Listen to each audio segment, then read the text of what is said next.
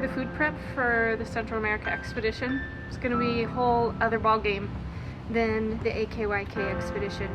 We were able to pack 3 weeks out, and I planned every meal through that because we had the space, we had the systems to do that. And with the Central America expedition, there's so many border crossings and so many regulations on what can cross borders that they need to use their produce and their meat right away. You're gonna have to toss it out as you hit borders when they go.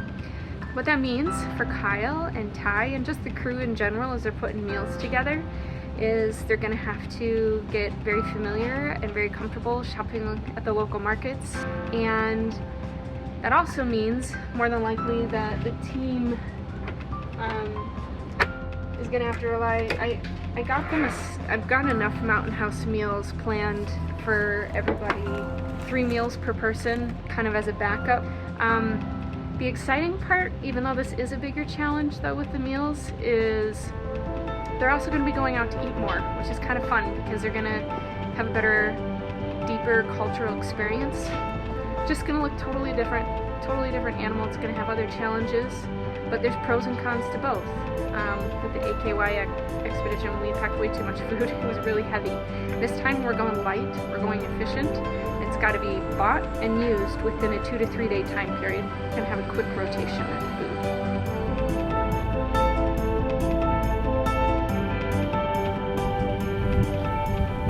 I just drooled a little bit.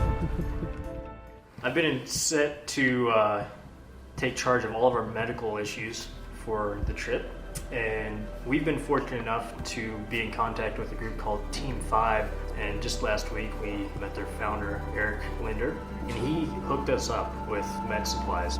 I was able to organize this, make it work for us, and we are more than well taken care of. So I want to walk you through some of what I've got in here. Over here we've got a roll-up litter in case we need to cart a guy out. And in this pack we're also throwing in our wilderness medical first responder book. You know, if anybody needs a reference, a couple of us are trained in it, but anybody can access that. At the bottom of our pack here we have splints, we've got SAM splints, we have neck brace, we also have a device to pull traction on femurs if we need that. Moving to this pouch, we have anything for heavy trauma, so large bleeding, deep wounds. Then we have our light trauma here, which is a little less serious, but we do have a good amount of things in here like scary strips, wraps, a bunch of gauze.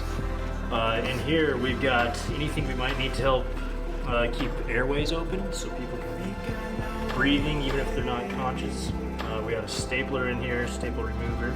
Over here we've got our hot and cold packs, we have burn dressing, we also have gloves and protective equipment for anyone who's operating or performing anything on a patient. Up here we've got a basic survival kit. We also have thermometers in here, just kind of some more like household things you usually find. In this pack we have our meds, just general painkillers, antihistamines, and a couple other things like that in there. Then this package here is anything for your eyes or teeth. And then this package, which is really important, in the event that any of us need to go to a hospital, we have medications and needles in here that are sterile that we can have the hospital use on us so they don't have to use their own stuff, which may not be sterile. Very fortunate to have the connections we have, and we feel very confident we'll be safe throughout the trip with this. So if you're going on an expedition, one of the biggest things that you're going to have to work through is what are you going to take? There's vehicle stuff that you got to take, there's food prep you got to take, and then it comes down eventually to what every individual is going to take. Everything matters. One of the general rules is that everything needs to serve 2 purposes, or at least 1 mission critical purpose. For our expedition, we have limited everyone's individual space to one of these Red Ox flying boxcar bags. For us is really important because everyone is given the same amount of space in the vehicles. There's equality in that, and it forces everyone to really have to think through their equipment before they get on the expedition because it has to fit in this size of a bag. Every person got their own color of bag. Within a week or so you'll know who's Toby's and who's Jeff's and who's mine and all that stuff. So this year we strategically partnered with Aught Design.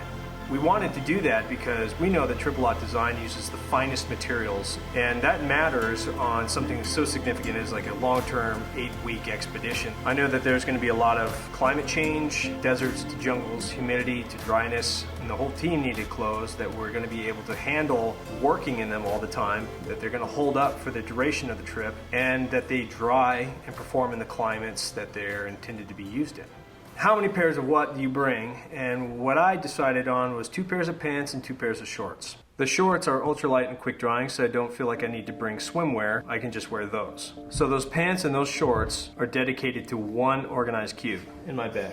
This I put at the base of my pack because I typically will wear a pair of pants for 2 to 3 days straight before I swap them out. So I don't need to get this bag out of my luggage very often, other than every other day or so. Next is shirts. I take more than I think I need. I tear them, I get them gross, they sweat out, all that stuff. So I want to make sure that I have enough shirts that I can rotate them out and be as clean as possible before I am able to wash them. My 2 favorite shirts I know are going to be the Triple Aught Design merino wool that are naturally antimicrobial, and they're going to keep the stink off me for a lot longer than just a normal t-shirt will. For my nice shirt, I selected the Tradecraft from Triple Aught Design. It'll dry quickly in the humidity. It's also a long sleeve shirt, which, even though it's going to be very hot, is also very important for sun protection and also for mosquito and bug protection in the evening. Tradecraft has a secret pocket at the bottom, and I've put a handcuff key in that little spot there. I know that if I am illegally detained for some reason, that I at least might have a chance of getting them unlocked. So all of my shirts go into a second cube that are zipped up and stacked on top, so it's easily accessible and organized. Another great thing to consider is putting all of your clothing in breathable mesh bags, especially in these conditions. Sometimes you want waterproof bags. In humid environments, having a mesh bag is better so things can dry out. So next is the DOP kit, the things that take care of me on the hygiene level. I use the Red Ox Trifold, which has been the best DOP kit I've ever owned, hands down. So that has a shave kit in it, any of the medicines that I foresee needing, and then the ability to wash clothes and my hair, combs, etc. Now the Boxcar bag has a pocket that is designed to fit their DOP kits. Beyond that, can't tell. They absorb 8 times their weight in water, so something like this for camping is more than sufficient as a towel, and I highly recommend them. Another little trick is to carry 2 or 3 dryer sheets that I put in there, fabric softener dryer sheets, and they just help your bag continue to smell good and your clothes as they sit in there all day. Beyond that is a chamois. And a chamois is very important. You can use it for anything, and I've got through a lot of things. It's one of the most useful tools to have with you. When it comes to footwear, I'm bringing a mid-top hiker that is the most breathable that I could find. Beyond that, I have a step down that's an amphibious shoe, and then beyond that, I have just a camp shoe flip-flop that allows me to be around camp and relax. In my shoes, I carry a $100 bill in one shoe and some miscellaneous cash in the other. So in the event that I'm shook out and I had to hand over my wallet or whatever, I still have money on my person and put myself in a better position. But then there's also stuff that you need to have on you all the time. One is a watch. Always be aware of what time it is, how much time you've got, etc. They also have a GPS unit with this Suunto watch that if I can have to or need to relay my position to anyone on the team via phone or whatever, I have the ability to get my position. The most important is your passport. So your passport needs to be considered as your lifeline. And it should not be carried anywhere else but on your first layer of clothing.